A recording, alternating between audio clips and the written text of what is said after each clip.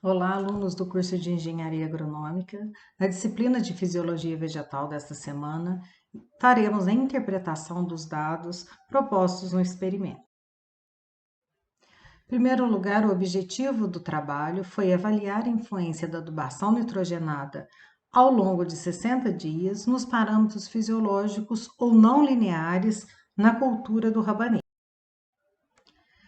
Dentre as planilhas que foram realizadas, nós fizemos a elaboração dos gráficos para que possamos fazer a interpretação dos mesmos. Nós podemos observar a linha azul representando a presença de nitrogênio na cultura do rabanete e a linha laranja a ausência de nitrogênio. Então, a área foliar específica, ela relaciona a superfície da folha com o peso da própria folha, com o objetivo de verificar a área foliar em cada grama de folha, indicador de espessura foliar. Nós podemos observar quanto mais espessa a folha, mais pesada ela é, menor vai ser a área foliar específica, como nós podemos observar aqui na presença de nitrogênio em folhas de rabanete. Elas foram mais pesadas em relação sem nitrogênio. Ou seja, o nitrogênio é um elemento químico ligado ao crescimento vegetativo das folhas, da parte aérea da planta, né, especificamente aqui na nossa avaliação nas folhas, e que determina a espessura do parênquima clorofiliano, ou seja, parênquima palissádico e lacunoso.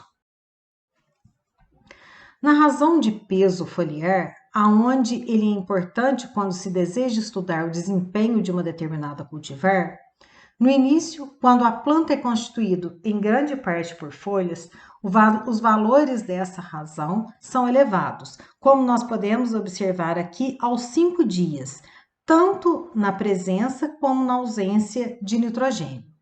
Logo em seguida, esses valores vão decrescendo à medida que a planta se desenvolve. Surgem então outras plantas, outras partes da planta, né? Aonde o material vai ser exportado numa relação fonte-dreno. Nós podemos observar aqui como há uma queda, principalmente com relação à presença de nitrogênio nas plantas. A razão de área foliar é o parâmetro apropriado para as avaliações de efeitos genotípicos, climáticos e de manejo de comunidades vegetais.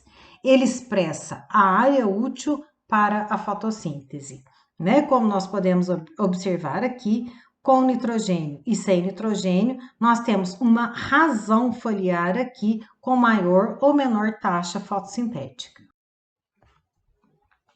A taxa de crescimento absoluto, ela representa o ganho da matéria seca de uma planta, sem levar em consideração o material inicial existente que deu origem a esse ganho.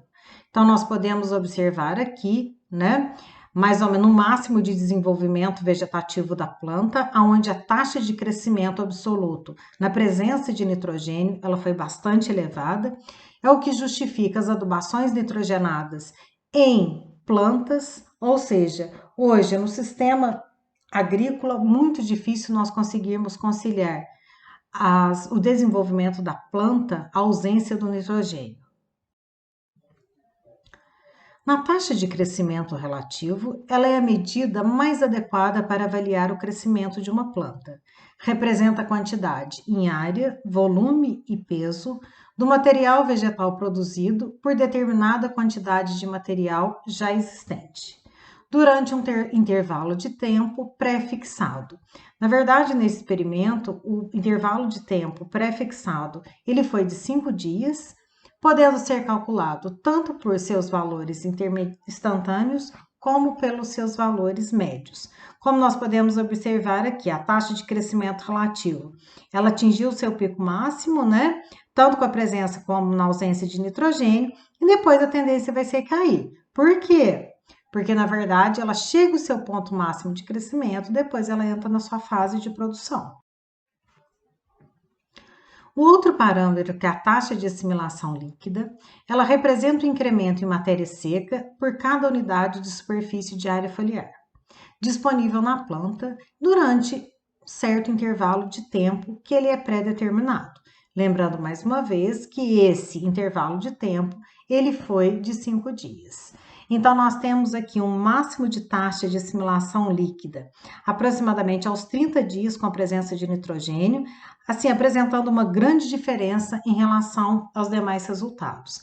Essa tendência de taxa de assimilação líquida ela vai tender a cair, principalmente no final da cultura. O índice de área foliar ele é um importante parâmetro biométrico para avaliar as respostas de plantas às diferentes condições ambientais.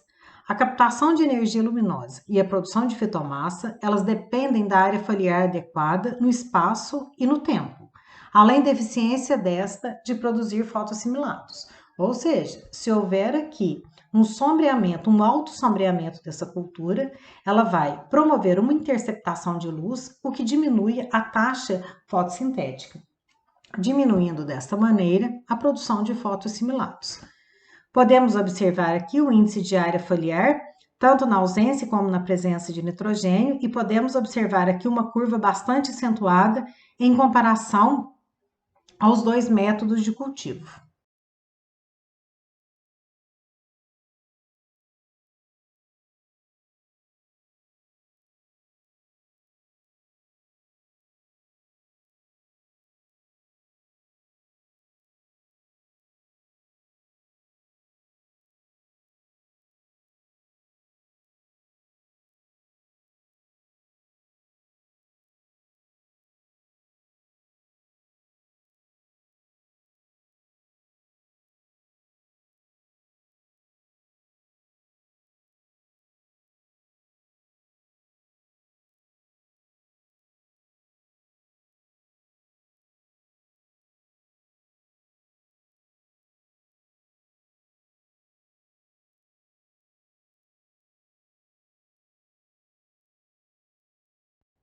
Muito obrigada pela atenção de vocês e até a próxima aula.